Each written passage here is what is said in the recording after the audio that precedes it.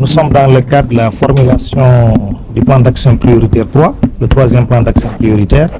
Et dans le cadre de cette formulation, nous sommes déjà très avancés. Nous avons procédé au bilan diagnostic, l'évaluation de la deuxième phase, la phase 2019-2023, au regard de la première phase du plan d'action prioritaire 2014-2018. Et nous avons donc fait le bilan diagnostic, nous avons identifié les principales contraintes, nous avons transformé en des défis à relever pour en tout cas les 5 prochaines années, c'est-à-dire la phase 2024-2028, et nous avons défini des objectifs stratégiques à atteindre. Aujourd'hui, nous sommes dans la phase opérationnelle logiquement au niveau technique. Mais avant vraiment de poursuivre le travail, nous soumettons ce travail déjà à l'ensemble des catégories d'acteurs. C'est ainsi que nous avons reçu hier les élus locaux, nous avons reçu la société civile, nous les avons soumis le travail qui a été fait pour recueillir les avis et observations. Et aujourd'hui, nous soumettons en tout cas ce travail au secteur privé pour recueillir leurs avis et observations d'abord sur le travail qui a été fait, mais également pour nous dire sur les orientations qui sont fixées en termes de réformes à mettre en œuvre. Quelles sont les réformes majeures, les réformes clés qu'il faut mettre en œuvre pour disposer d'un environnement des affaires de classe internationale?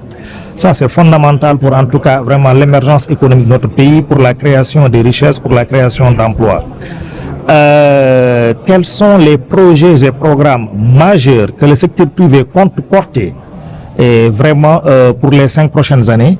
Ça peut être des projets purement privés, ça peut être des projets qui seront portés sous la forme de partenariat public-privé, mais que ce soit des projets majeurs que le gouvernement compte soutenir et accompagner pour les 5 prochaines années. L'État est dans son rôle, dans son rôle régalien, vraiment pour booster son secteur privé, accompagner son secteur privé, afin que ce dernier puisse créer énormément de richesses et énormément d'emplois dans ce pays.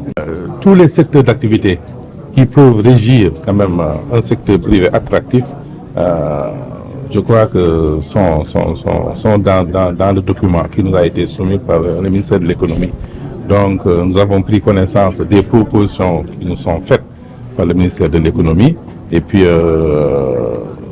à notre niveau, on va tout valider, hein, mais peut-être il y aura certaines propositions parce que là, il y a pas mal d'écolateurs économiques qui évoluent dans des secteurs d'activité différents.